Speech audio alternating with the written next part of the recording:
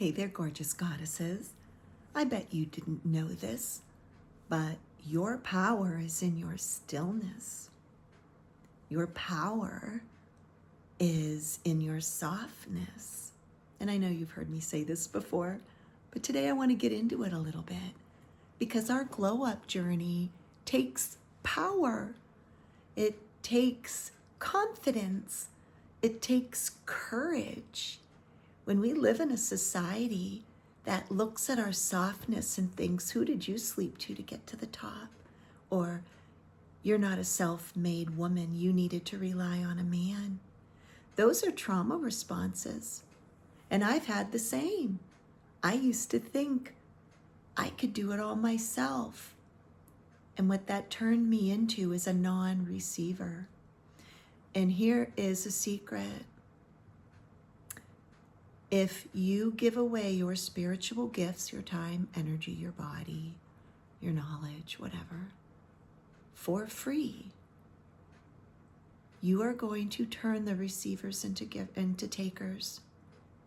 When you overgive, when you overdo, you see this in our lives as fixing men, driving to them when we're dating, bailing our adult children out of their problems, and then not asking for help.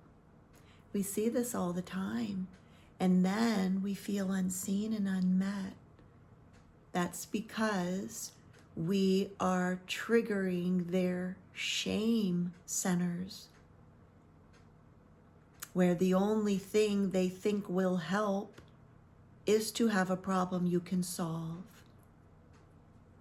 because you can't receive from them.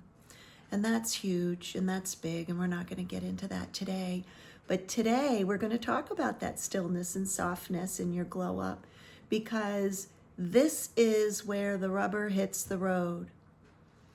First thing I want to talk to you about 3 things today that I talked about in chapter 2 of Keys to Connection. And we get deep in there, a lot deeper than this, because this goes deeper. Number 1, your power is in your slowing down. And one of the first things that you can learn to do, because if you don't know how to do this, it's because you just don't have a skill. So let's learn the skill and then you'll be able to do it. It's to learn to meditate. Learn to slow your body down. Women, especially the beautiful, smart, intelligent, go-getter women of my generation, over 50, nearing their retirement, nearing the empty house syndrome, we have been going for so long, watched our mothers go, that we don't know what it's like to get into our bodies and relax. So as soon as we lay down, we think of something, or we get up, or we forgot something, or we need to do this, or we need to do that. And that is just our adrenaline. That's the cortisol hormone pumping through our veins, which is bringing adrenaline into our systems. We have been living in fight and flight or so long we don't even know how to slow down and receive something. Our only love language is to do, but we're living in a female body that needs to be in order to be loved, so we are not loved the way we need to be loved. And that's just a vicious cycle because there's a missing skill or two, and that's what we learn. So, being able to meditate. You have my marble method. There's Joe Dispenza out there. Louise, hey, there's people that can help you meditate. Mind Valley, Gaia. Those are all great places to find guided meditations. And your devotion to trying something every single day, not the discipline it takes, because that's masculine energy. We want to look at it from the perception of the devotion of a mother to a baby. We're going to show up every day. We're going to block out enough time for us to show up for us every day, whether that's a minute, an hour. My days vary, but currently I don't do anything before 10 a.m. And if I have to leave my house at 10 a.m., I typically don't schedule anything until 10:30 or 11 in the morning, because I enjoy my mornings. And if the weather's beautiful, this is what my morning looks like. I get up and I put my little chair outside and I watch the sunrise. So I lay out in the sun between maybe 6:30 and 7:30 or 8 every morning I can.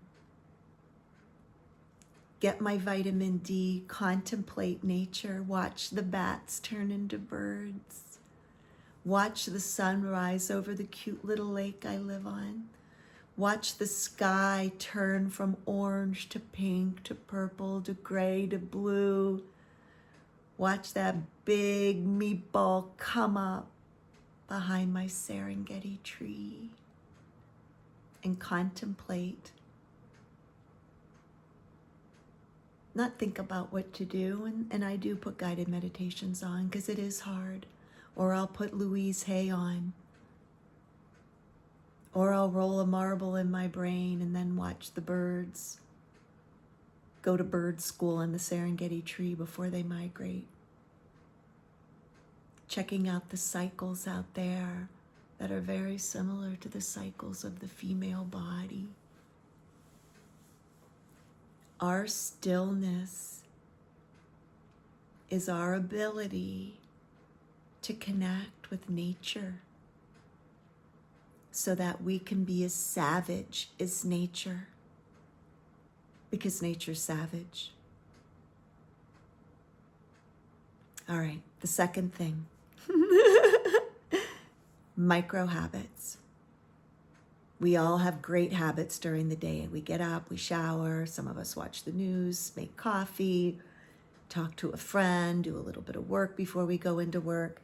And the micro habits are little tiny things that you tack on to that. For instance, I was a 20-minute girl. I took showers. I never took baths. So putting baths into my schedule seemed big. I don't have time for that. I don't even have time to sit in water. The water gets cold. I don't have what it takes, whatever it is. Whatever the excuse is why you cannot sit and relax is what it is. It's an excuse. So what's here for me? So what I started doing is I started elongating my showers every day to include blessed oils.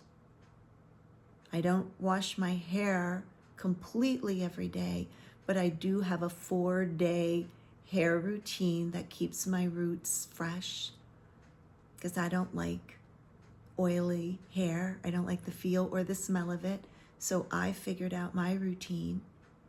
I also roll my marble. This morning I didn't sit out and watch the sunrise because it's cold. So I meditated in bed. I'm part of other containers. So I will listen to activations from there to put me in my vibration and kind of be able to contain that little fur ball inside of me that doesn't believe I'm going to survive because I think I'm running out of toilet paper. That's natural and just needs to be contained in the morning and held and loved with the devotion of a mother. So I added that on to my 20-minute showers, and now my showers last about an hour and a half. I call it a shower. It's actually my morning routine. And when I wash my hair, that includes rollers, so that puts on an extra at least hour. So now I'm up to 2.5 hours to 3. And if I get a sunrise in the morning, that'll add an hour on, but it'll take time out of my meditation because I'll do that. Just because you have a routine does not mean that it's written in stone. Feminine routines are made up of micro habits that can be shifted around and moved around when needed. When her energy is most needed to be on her, yeah, she'll use her 3 hours for herself. But if her energy is on something else, or there's a trip coming up or whatever's going on, then she can move those little micro habits around like Tetris and fill in, and then be able to offer from her overflow help with whatever's going on. And that happens to me every day. But because I fill myself up, Yeah, I can change my schedule at the last minute and give you a ride. You need it? I'm there. I can do that because it's from overflow and it's my gift to you. I'm not going to expect it back. But if I'm depleted and started running as soon as I got up, fixing other people's problems, really only could even do the half shower, and my hair is wet as I'm leaving the house, how can it possibly feel good when my friend that desperately needed that ride because she exhausted everything else? Of course I'm going to say yes because I'm living in overflow. I can arrange something. All right. The third thing is the attention diet. And this is something that I've heard for years and I've adopted it and I pay attention to everything I do. In the attention diet, the main focus in the attention diet are your intention. What is your intention behind everything you put inside your body? For instance, food. I woke up at 50, left a marriage I felt unseen, unloved, uncared for in. And I started putting my attention onto myself. I found out I was codependent, went through the training, got into therapy, and got into containers of women that were tired and sick and needed a change. They wanted to soften and settle down. And that's when I found masculine and feminine energy. I was able to see where too much masculine energy, which is attention out, was going in my life. I was taking care of my nieces, my family, my parents. I owned several homes, so I could be there for several different people, including myself. But so much was being siphoned from me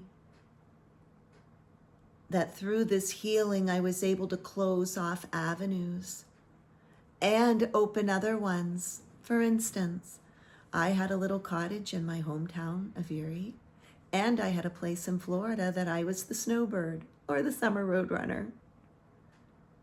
And then I decided that I wanted to bring in my divine union and go on the dating scene. So the snowbird needed to end. I needed to choose, find a place, get myself settled. Not that I'm going to live here for the rest of my life, but I needed to be in one place and settled in order to settle my body and come into wife frequency. Now that I'm on the dating scene, I know how to wield my power on it because my attention's on me. Here's another story. I am on the dating apps, and the dating apps are what they are. They are not your way into a marriage. They're not your way into a relationship, but they offer you an abundance of men at all different levels for you to practice on. I'm in my coming up to 4 years on the apps. Haven't found my man yet, but I have found myself. And I offer that in wife frequency, which is an attraction event I'm going to offer this Thursday, the 12th of February. Give me 2 hours and I'll give you a different perspective to walk into Valentine's Day weekend with. Valentine's Day is not about the attention on you from other people. It's the attention you put onto yourself, and allow me to show you that skill so you can practice it and feel yummy on Valentine's Day, whether you're just doing something for yourself or whether you're receiving the care and love from the people that love you.